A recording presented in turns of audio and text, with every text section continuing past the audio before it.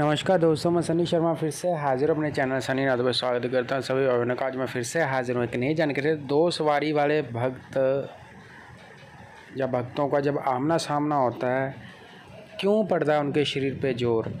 और दो भक्त जब आमने सामने से मतलब शरीर पर जोर पड़ता है और ज़ोर ज़ोर से उबासी आना, आंखों में आंसू आना और उनके मुख से कुछ आवाज़ निकलनी, हट बोलते हैं। ऐसे क्यों बोलते हैं, वो ऐसा क्यों होता है, इस वीडियो में बताइएगा। सर्वप्रथम एक निवेदन रहता है, चैनल पे फर्स्ट टाइम तो चैनल को जरूर सब्सक्राइब करना। 3 और चैनल है, गुरु घोषणा, शिव गुरु कृष्ण। सबसे ज़्यादा लाइव मैं इसी चैनल पे आता हूँ और वीडियो भी सबसे ज़्यादा इसी चैनल पे आता है। किसी प्रकार की इसी सामग्री ने कोई यंत्र लेना तो आप माई प्रोडक्ट प्ले लिस्ट देख सकते हो। उसके अलावा जिस टॉपिक पर वीडियो जो अब मेरी जो प्ले लिस्ट है वो चेक कर लेना।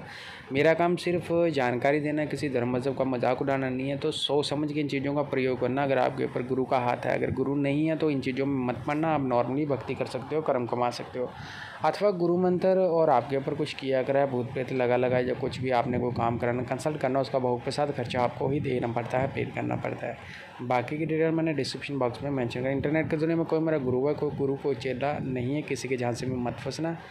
एक ही मेरा नंबर है और स्क्रीन के ऊपर वो बोलता ना जो मेरी मेल आईडी दिखी आ रही है। तो अब आता हूँ टॉपिक के ऊपर। दो सवारी वाले भक्तों का जब आमना सामना होता है तो क्यों पड़ता है उनके शरीर पर जोर, और क्यों इतना जोर पड़ने के बाद वो एक दूसरे को बोलना, जैसे देवता अंदर से आता है तो वो जोर से बोलता हट, जोर से, या आवाज़ आती है, या जोर से कोई शब्द बोलता है या कुछ बोलने लग जाता है।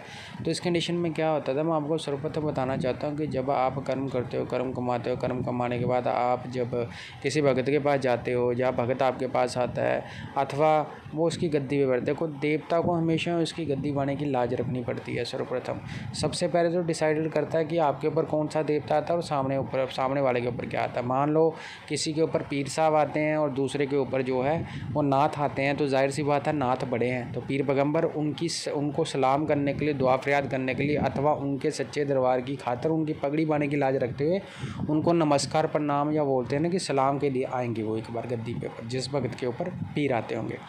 अब कंडीशन आती है नेगेटिव और पॉजिटिव वे में। नेगेटिव पॉजिटिव में क्या होता है कि किसी के अंदर मान लो तामसिक क्रिया है, यानी वो तामसिक, जैसे किसी के ऊपर मसाणी की चौकी चलती है, मैडिटी को पूजता है, मसाणी माता को पूजता है वो, और दूसरा जो भक्त है वो सात्विक क्रिया करता है, उसमें वो माँ काली को भी पूज सकता है, भैरवनाथ को भी पूज सकता है, हनुमान जी को भी पूज सकता है अथवा नाथों को भी पूज सकता है। तो उस कंडीशन में क्या होता है कि चीज़ जो है वो प्लस माइनस होगी, तो ये चीज़ कभी भी सूट नहीं होगी, ये कभी भी बैठेगी नहीं। क्योंकि ऑरा क्या होता है, ऑरा जब आपका जो होता है वो 24 घंटे आपके इर्द गिर्द, तो सवारी का असर भी 24 आवर ही आपके शरीर में रहता है। ये बोलने की बात है कि मैं देवता को नहीं बुला रहा हूँ, शरीर में बैठा हूँ। काफ़ी वक्तों के साथ होता है जब रात को सोते हैं शरीर कांप रहा है, उनको लगता है मेरा बेड कांप रहा है, लेकिन ऐसा कुछ नहीं होता है। ऑटोमेटिकली जब देवता का नाम देते हैं, देवता की बात चलती है, या कहीं पे वो होता है ना कि अच्छा कर्म हो रहा है, यहाँ पे कहीं भक्ति कर्म चलता है या कहीं पे आरती चलती है, पूजा चलती है, उस टाइम देवता ने हाजिरी भरनी होती है। पॉजिटिव और नेगेटिव दोनों ही आते हैं। तामसिक क्रिया में ये नेगेटिव चीज़ नहीं होती, तामसिक ये होती है जिसमें आप भोग उल्टे लगाते हो, जैसे कि मांस मदिरा का प्रयोग होता है। नेगेटिव चीज़ तो जो है वो भूत प्रेत होता है, जिन्नात होती है।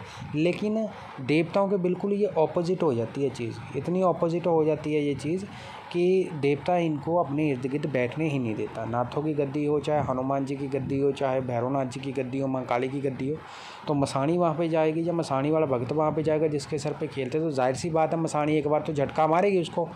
झटका मार के अपना जोर दिखाने के लिए, कई बार देवता जो है जोर दिखाने के लिए एक दूसरी चीज़ों के ऊपर अटैक होता है, तो भगत को पता लग जाता है कि ये छेड़छाड़ हो रही है मेरे साथ, मेरे बारे में घुसने की चीज़ कोशिश कर रही है, या कोई भक्त जानबूझ के ऐसा क्रिया करता है, तो उस केस में जो तगड़ी शक्ति होती है वो बोलती है हट, ऐसे ज़ोर से बोलती है। तो इसका मतलब होता है जो देवता है वो उसको उसके एरिया में आता नहीं है, उसको धमकी देता है, एक तरफ से उनको धमका देता है कि साइड पे रहना, फिर मत बोलना कि उठा के ले गया। बाकी आपने कितना कर्म कमाया, क्या आपने साधना करी है, कौन आपके गुरु है अथवा आपकी गुरु गद्दी पे कौन सा सिस्टम चल रहा है, ये आपको सर्वप्रथम सारी डिटेल और सब चीज़ें पता होनी चाहिए। उसके बाद ये सारी चीज़ें निर्धारित हो पाती हैं। और दूसरी बात ये निर्धारित करती है कि आपने क्या कर्म कमाया है। और दो भक्त जब आमने सामने मिलते हैं तो ये नॉर्मल सी जाहिर सी बात है, दोनों के ऊपर सवारी चौकी होती है, तो दोनों के साथ ये सिम्टम्स हो सकते हैं।